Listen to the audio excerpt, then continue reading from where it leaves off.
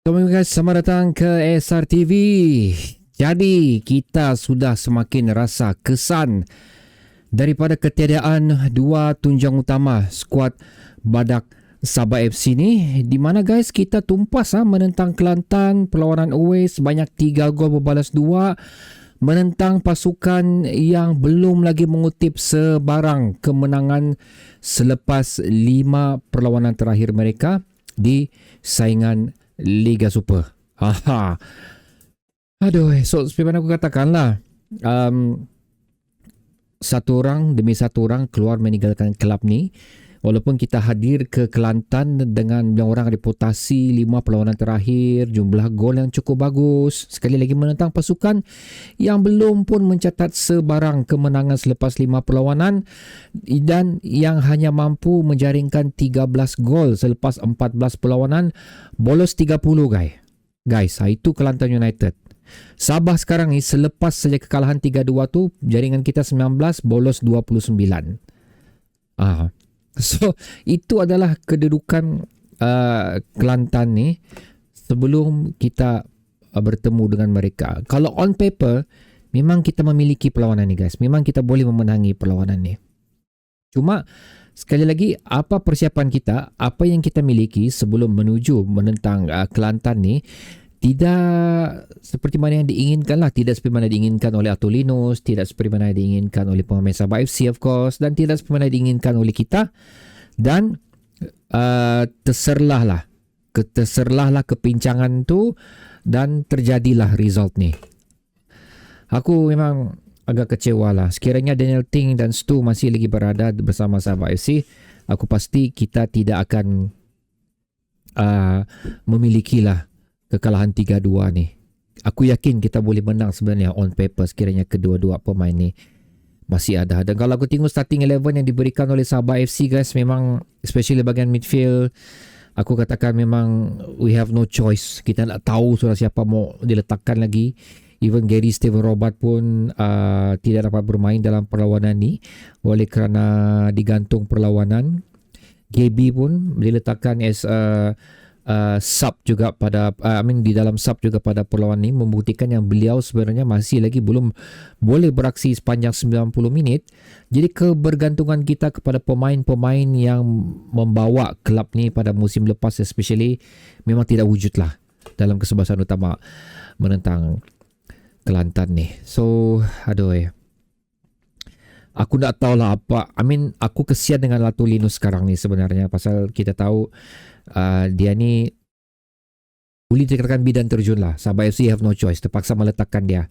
Dia pula dengan tidak ada choice yang banyak, squad pool kita pun semakin berkurang. So apa yang dia boleh congakkan, so tangan dia macam terikat sekarang ni Atolinus. So aku nak mau salahkan Atolinus di atas kekalahan ni, tapi aku lebih memerhatikan tentang bagaimana klub ni di manage lah.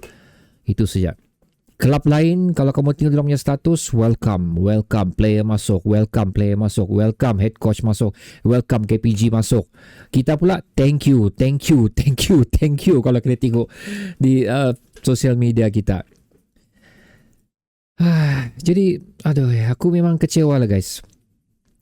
Basically dalam perlawanan ni sebenarnya kalau kita tengok dari segi apa yang kita miliki, jauh bagus tau sebenarnya, di mana kita ada shot kita 12 jika dibandingkan dengan Kelantan 7, on target kita 6, Kelantan 4. Unfortunately kita tidak begitu clinical kali ini walaupun dengan peluang-peluang yang dihidangkan, tapi what I believe sebenarnya peluang-peluang yang kita miliki tu beginilah, dia punya hantaran tu kurang menyerlah lah, kurang membantu untuk bagian forward kita menyambut bola tu dengan mudah.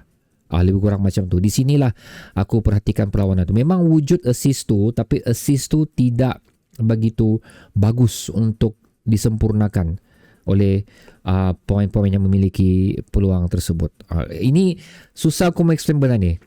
Hantaran bola tu perlu ada momentum yang sesuai untuk disambut pemain-pemain kita supaya heading dan juga tendangan yang dilakukan tu cukup memiliki momentum dia lah. Susah aku explain benda ni guys. Anyway, satu lagi benda yang aku perhatikan di sini adalah kita telah mencabut keluar satu individu yang seringkali memberikan kita assist dalam perlawanan-perlawanan kita sebelumnya, iaitu Stuart Wilkin. 5 assist telah dilakukan oleh beliau. So, kita telah meremove pemain tersebut.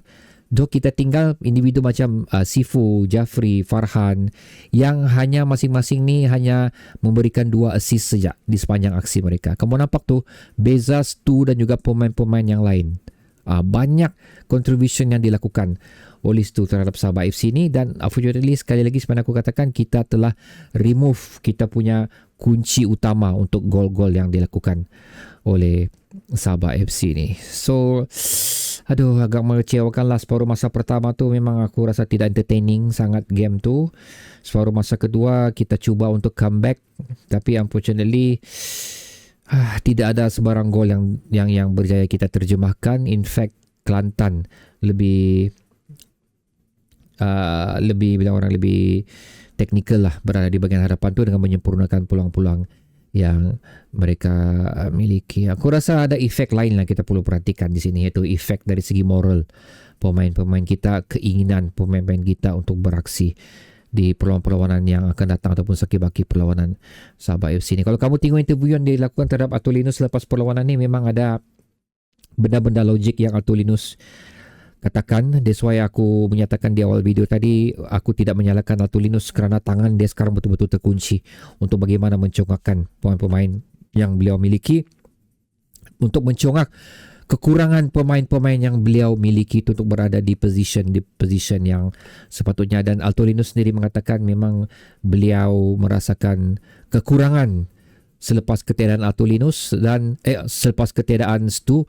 Dan Alto juga mengatakan individu seperti Stu perlu dibawa masuk ke dalam skuad Sabah FC. Bermaksud kita tidak mempunyai satu individu pun yang boleh berada di level Stu dalam skuad kita sekarang ni. Itu yang kita kena faham apa yang dimaksudkan oleh Artulinus. Walaupun Artulinus sendiri menyatakan kita ada pemain import dalam skuad kita, tapi beliau masih menunggu sama ada pemain import tu boleh digunakan. Itu antara satu lagi benda yang Artulinus sentuh di sinilah. Dan aku rasa kita sendiri tahulah siapa pemain import tu, yang which is tidak beraksi di position yang ditinggalkan oleh Stu. Lebih kurang begitu. So masalah juga sebenarnya, ada pengganti, ada pemain import tapi tidak berada di position yang kita inginkan. So aku tak tahu lah guys. Makin lemah aku tengok persiapan skuad kita ni. Tapi apapun, sekali lagi terlalu awal, pasal aku akan membuat aku punya pandangan terakhir mengenai management kita menyiapkan skuad Sabah FC ni selepas tutupnya jendela perpindahan kedua ni. Pasal aku nak boleh terlalu bash sangat sekali tengok 5 pemain masuk yang bagus. Itu yang aku kena tunggulah dan aku berharap mereka lakukan. So guys, bagaimana pula pendapat anda untuk perlawanan? Letakkannya di ruang komentar di bawah. Aku terus terang lah, aku kecewa. Itu simple as that, aku kecewa. Jadi bertemu lagi di video seterusnya guys. Assalamualaikum.